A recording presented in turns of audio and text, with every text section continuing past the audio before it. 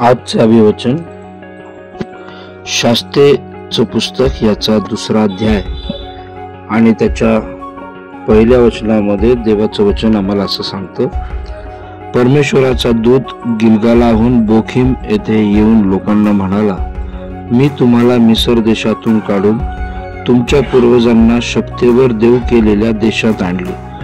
तुमच्याशी केलेला माझा करार मी कधी मोडणार नाही.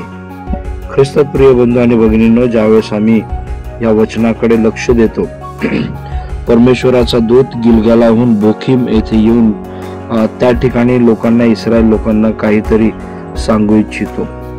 बोखीम हे जे ठिकाण आहे, हे ठिकाण गिलगालाच्या जवळ आम्हाला त्या ठिकाणी पाहायला मिळतं की जे शास्त्राच्या पुस्तकामध्ये नमूद केलेलं आहे. त्याचा अर्थ जर आम्ही पाहिलं तर त्याचा अर्थ आहे रडणारे किंवा आक्रोश करणारे, असा त्याचा अर्थ होतो. की ज्या ठिकाणी इस्रायलच्या पुत्रांनी त्या ठिकाणी पश्चाताप केलेला किंवा आक्रोश केलेला आम्हाला त्या ठिकाणी शास्त्रेच्या दुसऱ्या अध्यायाच्या पहिल्या 5 वचनांमध्ये आम्हाला त्या ठिकाणी दिसतो. आणि म्हणून ज्यावेळेस आम्ही बोखीम ह्या ठिकाणाचा जर आम्ही बारकाईने विचार केला किंवा त्याचं आत्मिक कनेक्टिव्हिटी जर आम्ही आमच्या व्यक्तिगत जीवनाला लावून घेण्याचा जर प्रयत्न केला, तर बोखीम हे ठिकाण जे आहे ते पश्चातापाचं ठिकाण आहे. देवाची आज्ञा तोडल्यामुळं इस्रायल लोकांनी त्या ठिकाणी रडून पश्चाताप केला. आणि आपल्या जीवनासाठी हे जे ठिकाण आहे हे आम्हाला आठवण करून देतं की जेव्हा आपण देवापासून दूर जातो तेव्हा तो आपल्याला प्रेमानं त्या ठिकाणी बोलवतो.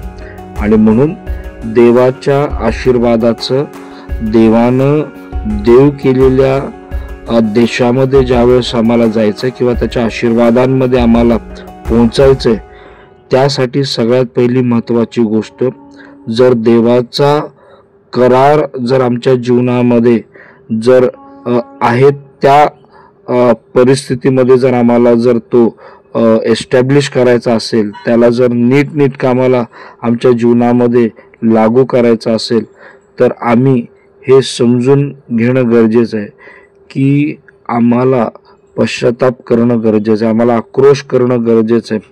स्तोत्र मला वाटतं 118 मध्ये आम्ही पाहतो की ज्या वेळेस इस्रायल लोक त्या ठिकाणी म्हणायचे, होसान्ना होसान्ना, आम्हाला वाचव, आमचं तारण कर.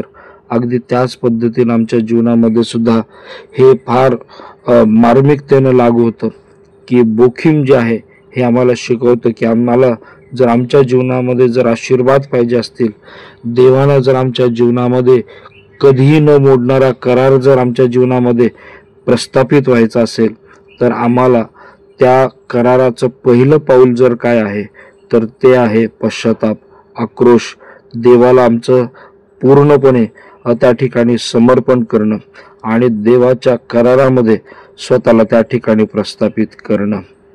देव करो या वचनाच्या द्वारे तो आपल्याला आशीर्वादित करो.